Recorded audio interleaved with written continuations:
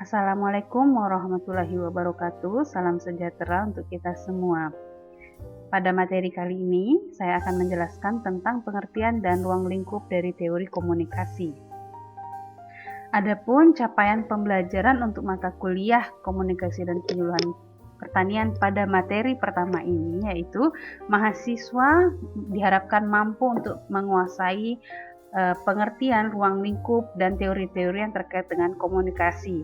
Oleh karena itu, dalam materi ini yang akan saya sampaikan yang pertama adalah pengertian dan unsur-unsur yang terdapat di dalam komunikasi, kemudian tujuan komunikasi, kemudian saya juga akan menjelaskan tipologi dan model dari komunikasi serta faktor yang mempengaruhi penerimaan informasi dalam proses komunikasi.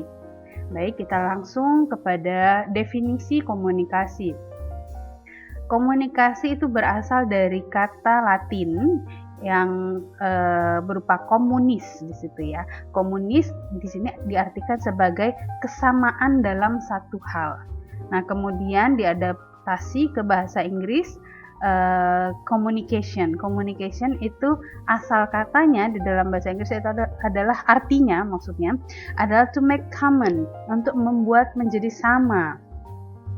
Nah, kemudian diadaptasi kembali ke bahasa Indonesia menjadi komunikasi.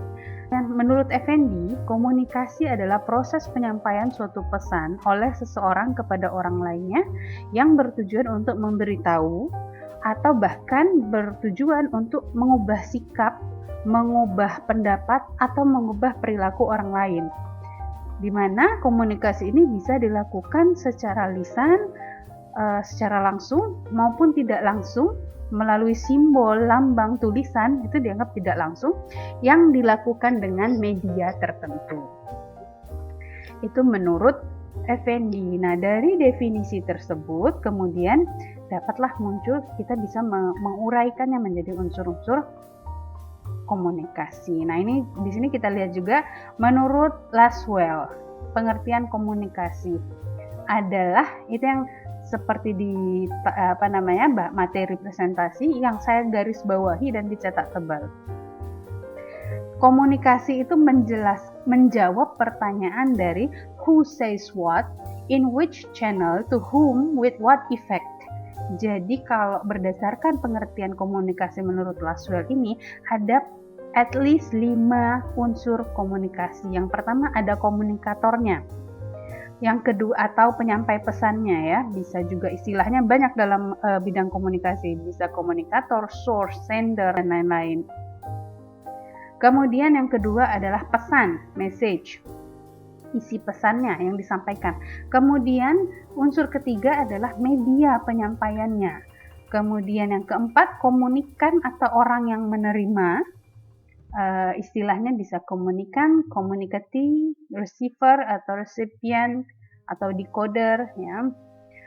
Dan effect atau efek, impact, influence ya. Nah, jika digambarkan secara skematis seperti ini, jadi dari sumber menciptakan pesan, kemudian pesan itu disampaikan melalui media tertentu, kemudian diterima, dan kemudian setelah diterima akan ada efeknya dari si penerima tersebut. Nah, para ahli komunikasi lainnya menambahkan 2 unsur. Yang pertama adalah umpan balik. Ketika kita melakukan komunikasi dengan orang lain, ketika sampai pada tahap menimbulkan efek, biasanya komunikasi yang baik akan menimbulkan feedback, umpan balik dari si penerima kepada pengirim kembali. Seperti itu, seperti ketika 2 orang sedang berbincang-bincang ngobrol, si A dan si B. Nah, si A dan si B ini akan bergantian berbicara, di mana si A, misalnya si A pertama berbicara, menyampaikan informasi kepada si B.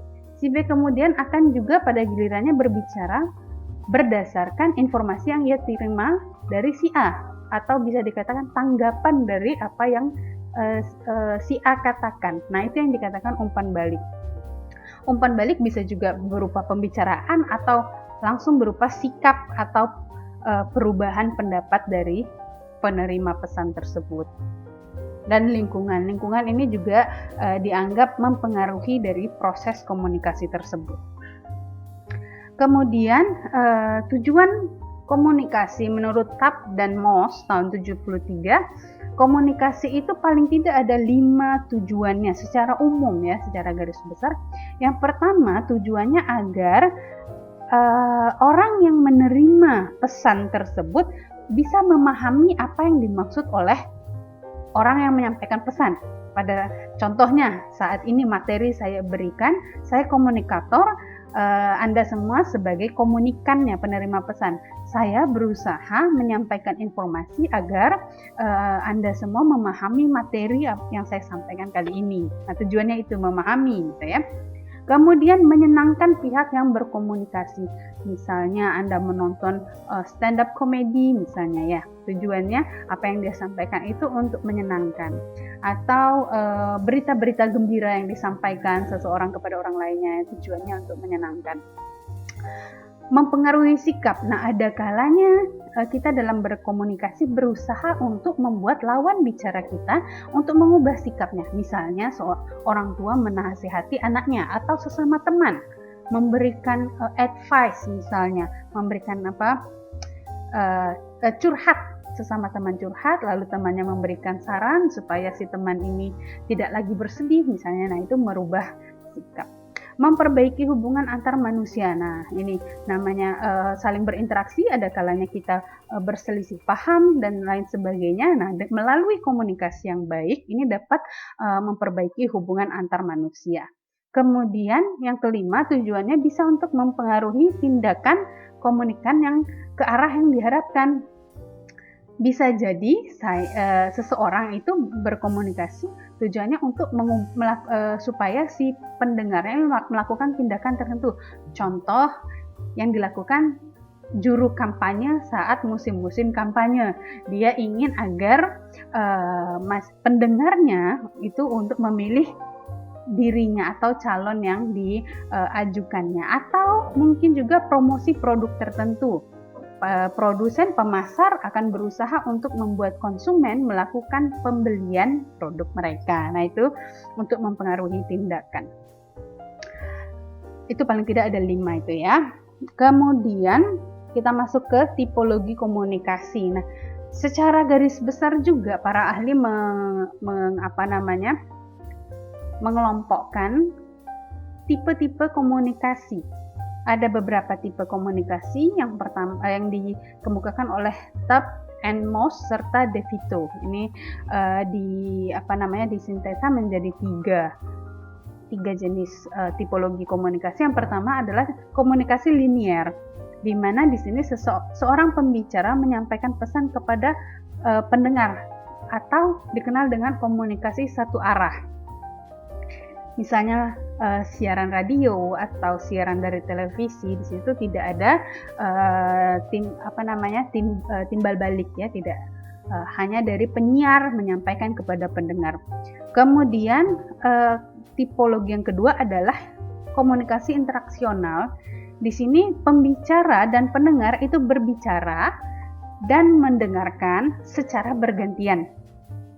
Jadi ada gilirannya pembicara menyampaikan pesan, didengar oleh pendengar, kemudian nanti pendengar akan berbicara juga menjadi pembicara, dan si pembicara awal tadi menjadi pendengar. Jadi dia akan bertukar peran.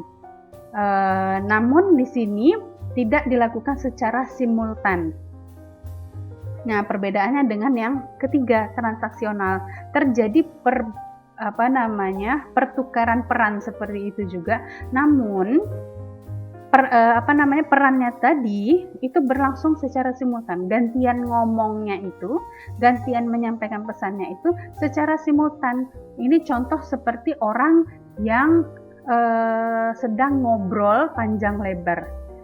Jadi setiap apa yang mereka obrolkan itu akan ditanggapi oleh lawan bicaranya berdasarkan apa yang dia sampaikan, dan begitu seterusnya. Akhirnya mencapailah suatu obrolan di mana akhirnya sikap mereka itu saling mempengaruhi satu sama lainnya. Nah, beda dengan yang interaksional tadi, memang pergantian peran tapi tidak dilakukan secara simultan. seperti pada komunikasi transaksional. Kemudian kalau digambarkan nih seperti ini nih. Jadi kalau yang linear itu satu arah saja, kalau interaksional ada dua arah, cuma dilakukannya bergantian. Sedangkan transaksional itu bisa dilakukan secara simultan. Nah, transaksional ini bisa lebih dapat kita bayangkan dalam bentuk ngobrol secara informal antara teman.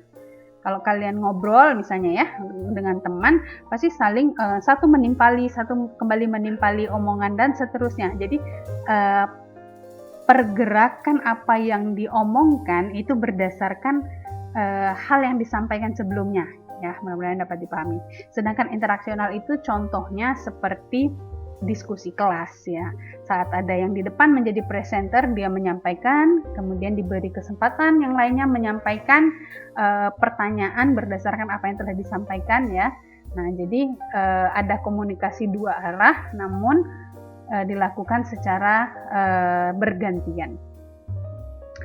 Oke, berdasarkan tiga tipologi komunikasi tersebut, kemudian para ahli komunikasi mencoba untuk mengembangkan model-model komunikasi. Nah, yang pertama ini adalah komunikasi Aristotle, komunikasi sebagai alat bagi warga negara untuk berpartisipasi dalam demokrasi. Nah, dia melihat komunikasi itu adalah cara seseorang untuk berusaha mengubah pandangan, pendapat orang lainnya melalui kegiatan yang dinamakan pidato. Komunikasi adalah seorang orator, seseorang yang berpidato yang bertujuan untuk membangun argumentasi dia sendiri, ya, untuk menyampaikan argumentasi dia dalam pidatonya agar didengar oleh para audiens, para pendengar. Situ ya. Jadi di dalam model komunikasi Aristotle ini ada 4 unsur. Yang pertama adalah pembicaranya, yang kedua pembicara itu harus memiliki argumen, pendapat yang ingin dia sampaikan. Kemudian yang ketiga adalah speech-nya, pidatonya, proses penyampaiannya. Yang keempat adalah listener-nya, pendengarnya. Nah, biasanya model-model orasi seperti itu, kayak seperti misalnya lagi demonstrasi ya, akan ada orang yang melakukan orasi. Dia akan menyampaikan pendapat-pendapatnya itu dengan tujuan didengarkan oleh orang lain dan tujuan khususnya agar orang yang mendengarkan itu akhirnya sependapat dengan argumen yang dia sampaikan.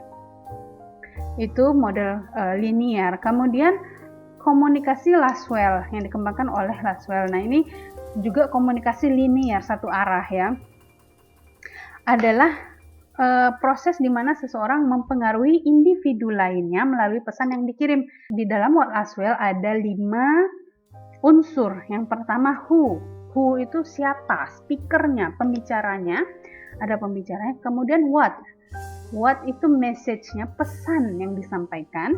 Kemudian channel, salurannya, medianya apa.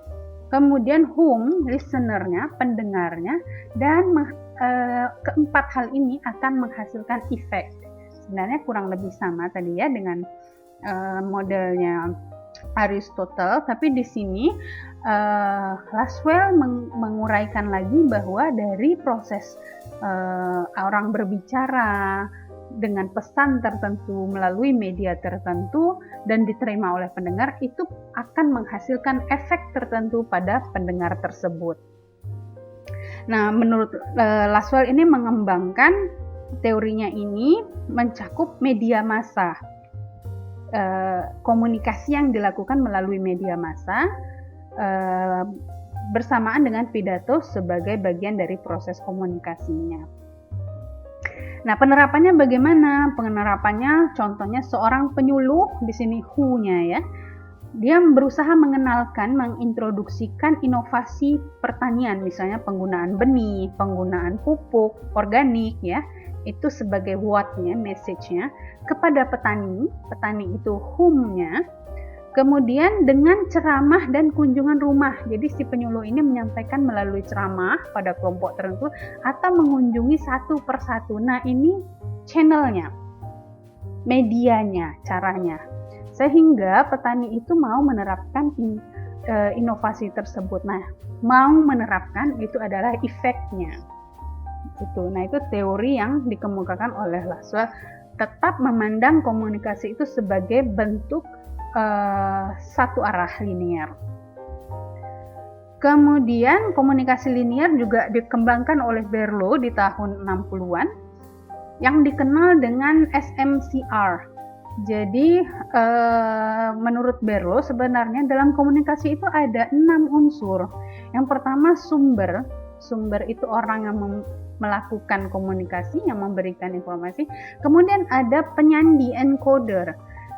Si sumber, kita misalnya ya sebagai penyampai pesan, kita punya pesan. Kemudian kita akan akan mewujudkan pesan itu dalam rangkaian kata kalau itu pesannya disampaikan lisan, atau dalam tulisan jika pesan itu berupa pesan tertulis. Nah, proses merangkai kata atau proses menulis itu disebut dengan penyandi, encoder. Kemudian pesannya sendiri, unsur ketiga. Kemudian ada salurannya, channel, sama seperti yang Laswell. Kemudian ada penerimanya. Nah, di penerima itu juga diikuti dengan unsur keenam, yaitu penerjemah atau decoder. Jadi, kita sebagai pendengar, biasanya kita akan menerima pesan tersebut, kemudian kita akan menguraikan pesan tersebut di dalam benak kita dengan tujuan untuk memahami pesan tersebut. Itu yang dikatakan proses penerjemah, decoder. Ya, kita berusaha untuk memahaminya. Nah, namun Berlo menjelaskan bahwa sumber dengan pihak penyandi, jadi orang yang memberi pesan, dengan proses penulisan pesan atau proses penyusunan kata-kata tadi, itu dua hal yang tidak bisa dipisahkan, makanya dianggap satu unsur, source encoder, jadi digabung. Nah, begitu juga dengan penerima. Memang orang menerima, kemudian dia akan berusaha memahami. Nah, itu dianggap Berlo dua unsur yang berbeda, namun tidak bisa dilepaskan satu sama lain, sehingga menurut Berlo itu dianggap sebagai receiver decoder. Nah, kalau digambarkan secara skematis seperti ini. Ini model komunikasi yang paling umum sebenarnya menurut Berlo ini. Ada SMCR, source, message, channel, dan receiver. Nah, dari keempat unsur ini kemudian diturunkan lagi item-itemnya. Jadi dari unsur source sendiri itu ada elemen-elemennya lagi, unsur-unsur lagi turunannya.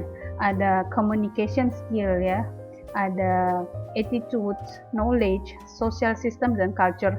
Unsur S dan unsur R itu sama, sub unsurnya. Coba bisa dilihat di situ. Baik sumber atau komunikatornya dan komunikan itu bisa diuraikan menjadi beberapa unsur yang mempengaruhinya. Pertama adalah kemampuan komunikasi, communication skill. Yang kedua adalah sikap perilakunya, attitude. Kemudian knowledge, pengetahuan. Kemudian social system, sistem sosial yang dianutnya. Dan culture, budaya di mana ia berada. Kemudian untuk unsur message itu ada dua unsur, yaitu elemen dan strukturnya. Nah, elemen itu dan struktur itu terkait pada konten, isi pesan, treatment, bagaimana pesan itu diperlakukan terhadap pesan itu, dan code. Nah, kemudian channel itu ada seeing, hearing, touching, smelling, dan tasting. Kelima panca indera kita itu berperan dalam proses komunikasi. Semakin banyak panca indera yang terlibat dalam proses komunikasi, maka komunikasi akan lebih efektif diterima oleh komunikan.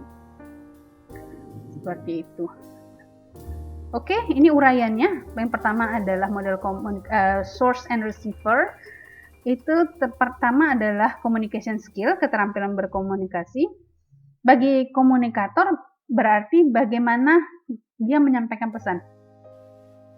Kemampuan orang berbicara, kemampuan orang menulis, itu adalah proses menyampaikan pesan ya. Itu berbeda satu orang dengan orang lainnya. Ya, misalnya saja berbicara di depan kelas, mungkin tidak semua mahasiswa bisa melakukan berbicara di depan umum dengan lancar. Atau menulis surat atau membuat karya tulis, tidak semua orang bisa menguraikan apa yang ada di benaknya menjadi suatu bentuk tulisan. Kemampuannya berbeda-beda. Ya.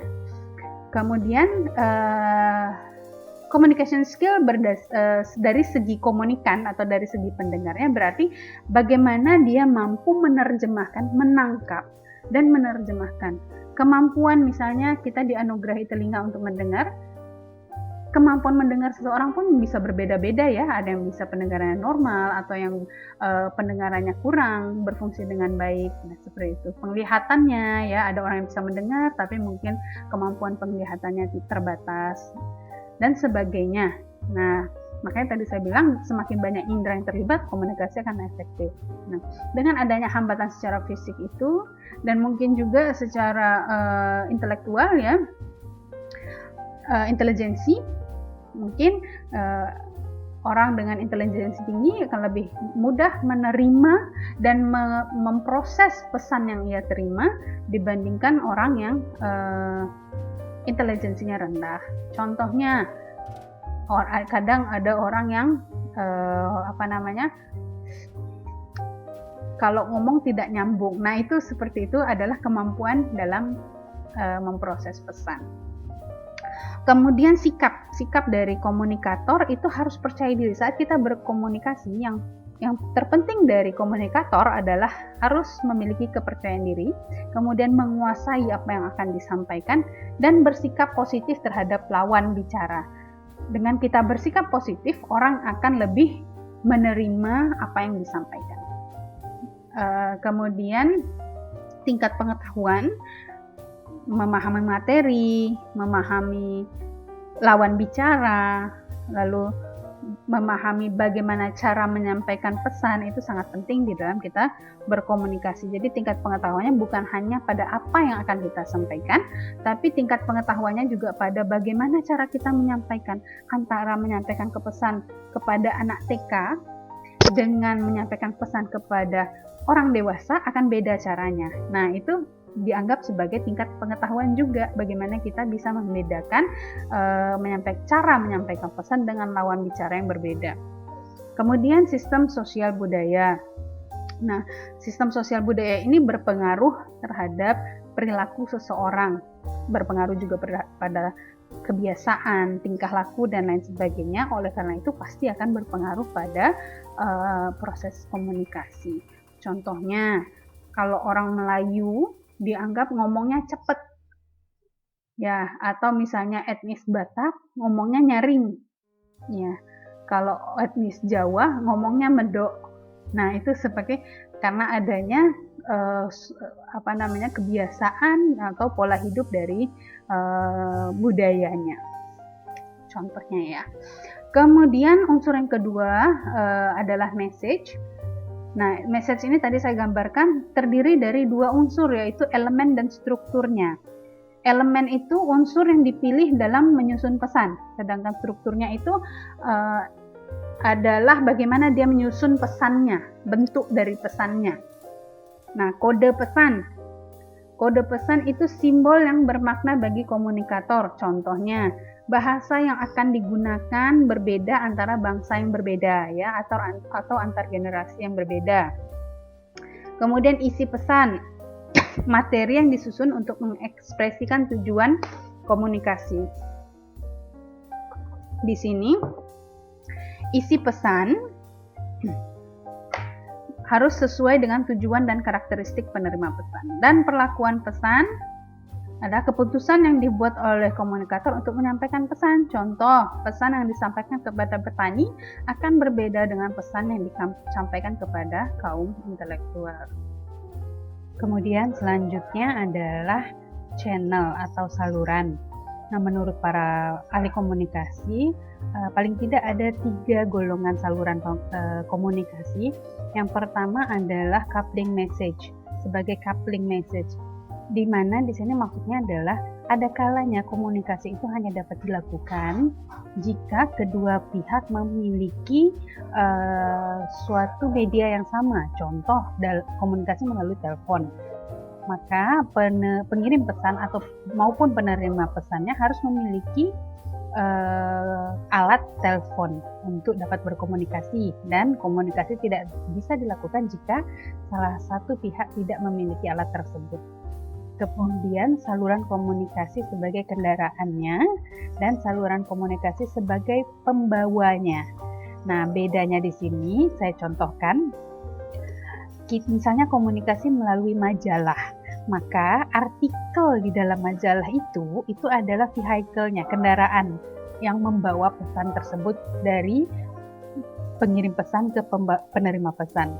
Sedangkan majalahnya yang merupakan rumah dari artikel tadi itu adalah kendaraan pembawa atau vehicle carriers-nya dari pesan artikel yang menjadi vehicle pesan tersebut. Nah, kemudian dalam membicarakan tentang channel atau saluran komunikasi juga harus diingat bahwa semakin banyak senses atau indera yang digunakan dalam proses komunikasi, maka komunikasi akan lebih efektif. Kemudian yang selanjutnya adalah model komunikasi interaksional, model SCRAM.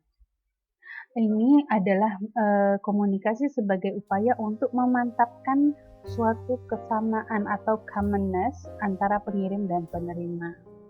Nah, ini kalau digambarkan seperti ini, bahwa komunikasi itu adalah proses pengiriman pesan dan penerimaan pesan, di mana di situ ada field of experience-nya atau ada pengaruh dari pengalaman seperti yang sudah saya jelaskan sebelumnya. Nah, ini juga model komunikasi interaksional di sini menunjukkan bahwa pesan itu disampaikan dari person A ke person B itu secara simultan, bergantian, sehingga di situ hal-hal yang di luar dari isi pesan itu sendiri sebenarnya mempengaruhi pesan.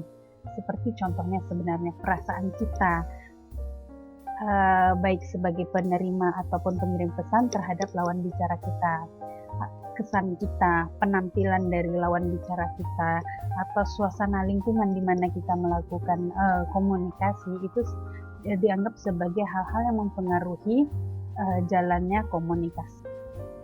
Selanjutnya adalah faktor yang mempengaruhi penerimaan informasi. Nah, paling tidak dari unsur-unsur komunikasi sendiri, 3 hal yang mempengaruhi efektivitas dari komunikasi. Yang pertama adalah penerimanya, kemudian isi pesannya, dan pengaruh dari sumber atau pengirim pesannya. Nah, yang pertama dari pengaruh penerimanya, yang pertama adalah terkait dengan kebutuhan. Biasanya informasi yang terkait dengan kebutuhan, yang apa yang ingin didengar oleh penerima itu lebih efektif dibandingkan hal yang sebenarnya tidak ingin diketahui oleh penerima. Maka dalam hal ini, dalam hal penyuluhan, sebagai seorang penyuluh, bagaimana kita mengatur agar apa yang kita sampaikan ini dianggap oleh sasaran atau petani sebagai hal yang mereka butuhkan. Nah, itu di situ tantangannya. Kemudian yang kedua adalah sikap, kepercayaan, dan nilai dari si penerima. Penerima itu akan pendengar ya, penerima informasi itu akan cenderung lebih reaktif, lebih memperhatikan pesan yang isinya itu sesuai dengan sikap dia, kepercayaan dia, dan nilai-nilai yang dia anut. Misalnya, seorang fans yang lebih tertarik pada artikel tentang artis yang disukainya, dan artis yang tidak disukainya atau tidak dikenalnya tidak akan membuat dia penasaran untuk mendengarkan informasi atau mencari informasi terkait dengan artis tersebut. Kemudian yang ketiga adalah tujuan. Nah, akan lebih mudah untuk seseorang menerima pesan yang dia rasa pesan itu sesuai dengan tujuan yang ingin ia capai. Misalnya seorang petani ingin meningkatkan produksi cabenya, maka setiap ada informasi atau orang yang membicarakan tentang bagaimana meningkatkan produktivitas cabai, maka dia pasti akan lebih tertarik untuk mendengarkan dan akan lebih mengingat apa yang dia dengarkan. Kemudian yang keempat, kemampuan. Nah, ini tadi ya, bahwa tingkat kemampuan seseorang itu mempengaruhi efektivitas dia menerima pesan dalam berkomunikasi. Kemudian penggunaan, penerima pesan akan lebih memperhatikan pesan yang dianggap berguna tadi ya, sesuai dengan tujuannya, nilainya, sikapnya, dan kebutuhannya. Kemudian gaya komunikasi, ini mempengaruhi dinamika penerima pesan. Misalnya orang yang lebih pemalu ini memilih untuk menghindari komunikasi secara langsung. Ada orang yang lebih senang berkomunikasi secara langsung. Contohnya ada orang yang lebih sering telepon dibandingkan texting, kan? Ya, dan sebaliknya. Kemudian pengalaman dan kebiasaan. Penerimaan informasi ini adalah kumpulan dari pengalaman. Nah, seperti yang tadi ya disampaikan dari model-model komunikasi bahwa ada field of experience-nya. Semakin banyak kita pengalaman dalam melakukan komunikasi, maka akan lebih efektif komunikasi yang kita lakukan.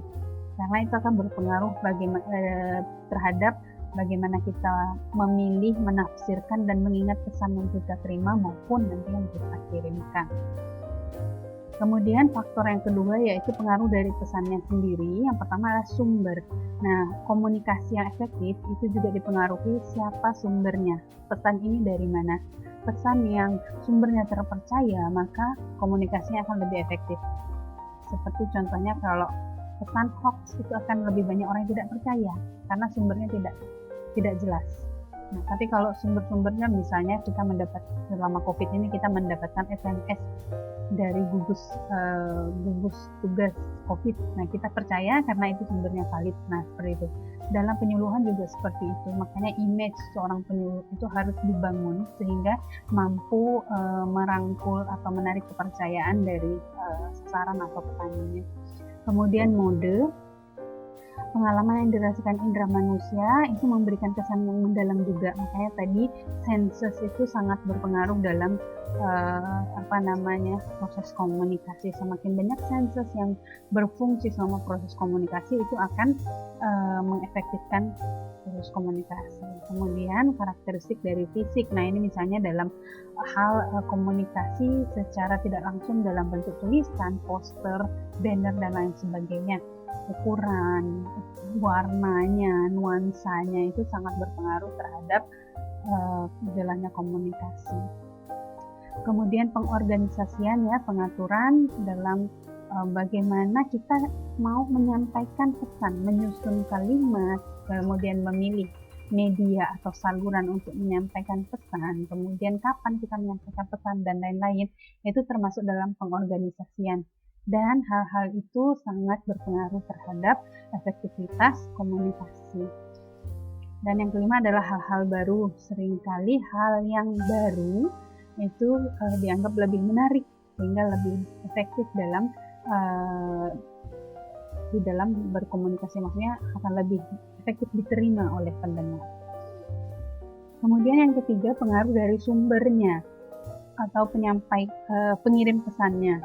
Yang pertama, kedekatan. Jarak antara sumber dengan penerima semakin dekat semakin efektif, semakin jauh semakin tidak efektif. Walaupun sekarang sudah lebih banyak teknologi ya yang untuk mengantisipasi hal tersebut, namun tetap saja jika komunikasi dilakukan dalam jarak yang lebih dekat itu lebih efektif. Kemudian daya pikat, pesan yang menarik, cara si penyampai pesan ini, caranya yang menarik dalam menyampaikan pesan ini juga mempengaruhi pendengarnya dalam menerima informasi yang disampaikan.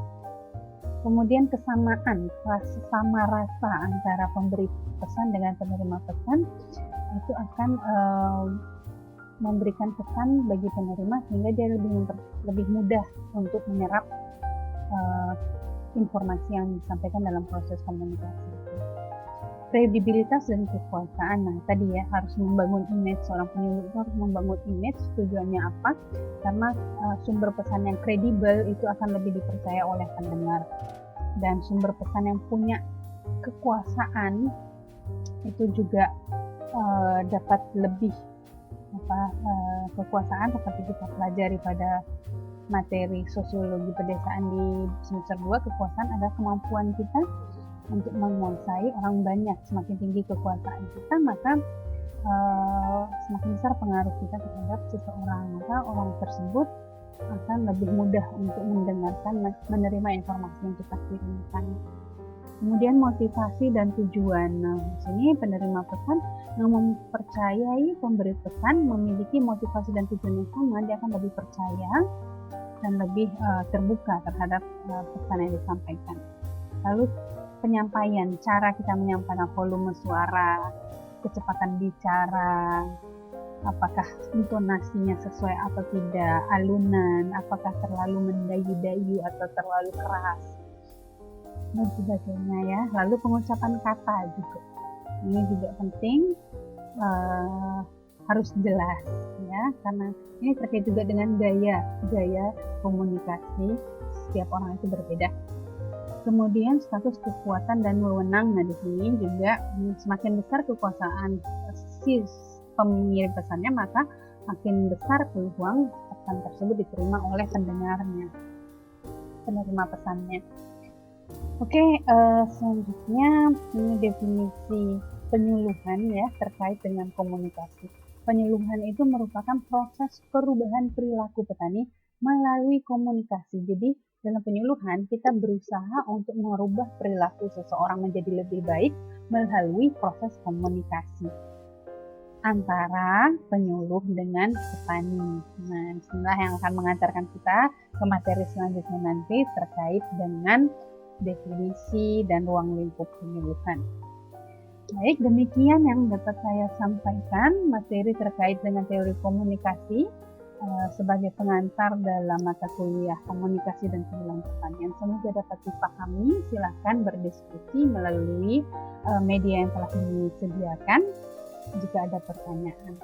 Demikian, mohon maaf atas segala kekurangan. Assalamualaikum warahmatullahi wabarakatuh. Salam sejahtera untuk kita semua.